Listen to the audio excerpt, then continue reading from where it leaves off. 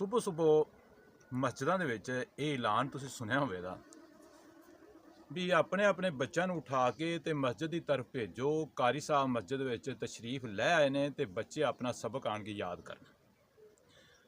ਬੜੀ ਹੈਰਾਨਗੀ ਵਾਲੀ ਗੱਲ ਹੈ, ਅਗਰ ਤੁਸੀਂ ਆਪਣੀ ਮਸਜਿਦ ਵਿੱਚ ਨਹੀਂ ਸੁਣਿਆ ਤੇ ਆਪਣੇ ਆਲੇ ਦੁਆਲੇ ਜਾਂ ਦੂਸਰੇ ਪਿੰਡ ਦੇ ਵਿੱਚ, ਦੂਸਰੇ ਮੁਹੱਲੇ ਦੇ ਵਿੱਚ ਕਿਤੇ ਨਾ ਕਿਤੇ ਇਹ ਆਵਾਜ਼ ਸਾਡੇ ਕੰਨ ਦੇ ਵਿੱਚ ਲਾਜ਼ਮੀ ਪਈ ਹੋਵੇਗੀ ਵੀ ਬੱਚਿਆਂ ਨੂੰ ਮਸਜਿਦ ਦੇ ਵਿੱਚ ਭੇਜ ਦਿਓ।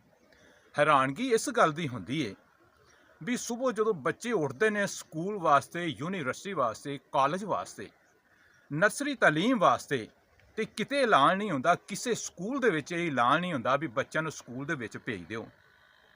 ਕਿਸੇ ਯੂਨੀਵਰਸਿਟੀ ਦੇ ਵਿੱਚ ਇਹ ਐਲਾਨ ਨਹੀਂ ਹੁੰਦਾ ਵੀ ਯੂਨੀਵਰਸਿਟੀ ਦਾ ਗੇਟ ਖੁੱਲ੍ਹ ਗਿਆ ਤੇ ਬੱਚੇ ਜਿਹੜੇ ਨੇ ਸਕੂਲ ਦੇ ਵਿੱਚ ਪਹੁੰਚ ਜਾਣ। ਕਿਸੇ ਕਾਲਜ ਦੇ ਵਿੱਚ ਇਹ ਐਲਾਨ ਨਹੀਂ ਹੁੰਦਾ। ਇਹ ਮਸਜਿਦ ਵਿੱਚ ਐਲਾਨ ਕਿਉਂ ਹੁੰਦਾ ਹੈ? ਮਸਜਿਦ ਵਿੱਚ ਐਲਾਨ ਇਸ ਵਾਸਤੇ ਹੁੰਦਾ ਹੈ ਵੀ ਉਧਰ ਲੋਕਾਂ ਦੀ ਤਵੱਜੋ ਘੱਟ ਹੈ, ਲੇਕਿਨ ਇਹ ਲੰਮਾ ਫਿਕਰੀਆ ਵੀ ਅਸੀਂ ਆਪਦੇ ਬੱਚਿਆਂ ਨੂੰ ਐਲਾਨ ਤੋਂ ਬਗੈਰ ਮਸਜਿਦ ਵਿੱਚ ਵੀ ਨਹੀਂ ਭੇਜ ਸਕਦੇ। ਸਾਡਾ ਬੜਾ ਵੱਡਾ ਨੁਕਸਾਨ ਹੋ ਰਿਹਾ ਜਿੰਦਾ ਸਾਨੂੰ ਅਹਿਸਾਸ ਨਹੀਂ ਹੈ। ਬੱਚੇ ਜਦੋਂ ਵੱਡੇ ਹੋ ਗਏ, ਅਸੀਂ ਉਹਨਾਂ ਨੂੰ ਬਚਪਨ ਦੇ ਵਿੱਚ ਮਸਜਿਦ ਵਿੱਚ ਨਾ ਭੇਜ ਸਕੇ ਤੇ ਉਹ ਦੁਨਿਆਵੀ ਤਾਲੀਮ ਤਾਂ ਪੜ੍ਹ ਜਾਂਦੇ, ਉਹ PhD ਤੱਕ ਵੀ ਇਸ ਤੋਂ ਵੀ ਉੱਤੇ ਚਲੇ ਜਾਂਦੇ, ਲੇਕਿਨ ਉਹਨਾਂ ਵਿਚਾਰਿਆਂ ਨੂੰ ਇਹ ਨਹੀਂ ਪਤਾ ਹੋਣਾ ਵੀ ਨਮਾਜ਼ ਕਿਸ ਤਰ੍ਹਾਂ ਪੜ੍ਹਨੀ ਹੈ, ਕੁਰਾਨ ਮਜੀਦ ਕੀ ਹੈ, ਸੂਰਤ ਫਾਤਿਹਾ ਤੱਕ ਨਹੀਂ ਪਤਾ। ਅਸੈਂਬਲੀ ਦੇ ਵਿੱਚ ਵੀ ਭਾਵੇਂ ਪਹੁੰਚ ਜਾਵਣ, ਉਹਨਾਂ ਨੂੰ ਅਹਿਸਾਸੇ ਕਮਤਰੀ ਹੁੰਦਾ ਰਹੇਗਾ। ਇਸ ਤਰ੍ਹਾਂ ਹੀ ਇੱਕ ਆਦਮੀ ਫੌਤ ਹੋ ਗਿਆ, ਉਹਦੇ ਬੱਚੇ ਜਿਹੜੇ ਨੇ ਉਹ ਪੜ੍ਹ ਲਿਖ ਕੇ ਤੇ ਬੜੀ ਆਲਾ ਤਾਲੀਮ ਹਾਸਲ ਕਰਕੇ ਬੈਰੂਨੇ ਮੁਲਕ ਚਲੇ ਗਏ।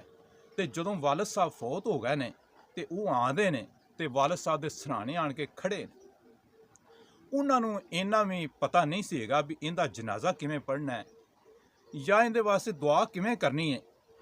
ਹੁਣ ਉਹ ਬੱਚਾ ਆਪਣੇ ਵਾਲਦ ਦੇ ਸਰਾਣੇ ਖੜੇ ਹੋ ਕੇ ਕਹਿੰਦਾ ਹੈ, ਅੱਬੂ ਜੀ ਮੈਨੂੰ ਤਾਂ ਇਹ ਵੀ ਨਹੀਂ ਪਤਾ ਵੀ ਤੁਹਾਡਾ ਜਨਾਜ਼ਾ ਕਿਵੇਂ ਪੜ੍ਹਨਾ ਹੈ। ਤੁਸੀਂ ਮੈਨੂੰ ਕਿਸੇ ਮਸਜਿਦ ਵਿੱਚ ਨਹੀਂ ਭੇਜਿਆ, ਕਿਸੇ ਕਾਰੀ ਸਾਹਿਬ ਦੇ ਕੋਲ ਨਹੀਂ ਭੇਜਿਆ, ਮੈਨੂੰ ਕੋਈ ਇਲਮ ਨਹੀਂ ਹੈਗਾ। ਹੁਣ ਉਹ ਬੱਚਾ ਸੁੰਮ ਬੁਕਮਨ ਜਿਹੜਾ ਖੜਾ ਹੋ ਗਿਆ ਤੇ ਦੇਖ ਰਿਹਾ ਹੈ ਵੀ ਮੈਂ ਆਪਣੇ ਵਾਲਦ ਨੂੰ ਕਿਸ ਤਰ੍ਹਾਂ ਜਿਹੜਾ ਹੈ ਦਫਨ ਕਰਨਾ ਹੈ, ਇਹਦਾ ਜਨਾਜ਼ਾ ਕਿਵੇਂ ਪੜ੍ਹਨਾ ਹੈ।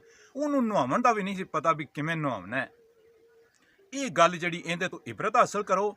ਆਪਣੇ ਬੱਚਿਆਂ ਨੂੰ ਸੁਬਹ ਸੁਬਹ ਐਲਾਨ ਸੁਣਨ ਤੋਂ ਬਗੈਰ ਮਸਜਿਦ ਭੇਜੋ, ਉੱਥੇ ਜਾ ਕੇ ਉਹ ਸਪਾਰਾ ਪੜ੍ਹਨ, ਉਹ ਕੁਰਾਨ ਮਜੀਦ ਪੜ੍ਹਨ, ਉਹਨਾਂ ਨੂੰ ਨਮਾਜ਼ ਦਾ ਤਰੀਕਾ ਆਵੇ। ਅਗਰ ਮੇਰੀ ਇਹ ਗੱਲ ਅੱਛੀ ਲੱਗੀ ਤੇ ਇਹਨੂੰ ਅੱਗੇ ਲਾਜ਼ਮੀ ਸ਼ੇਅਰ ਕਰ ਦੇਣਾ। अस्सलामु अलैकुम वरहमतुल्लाहि वबरकातुहू।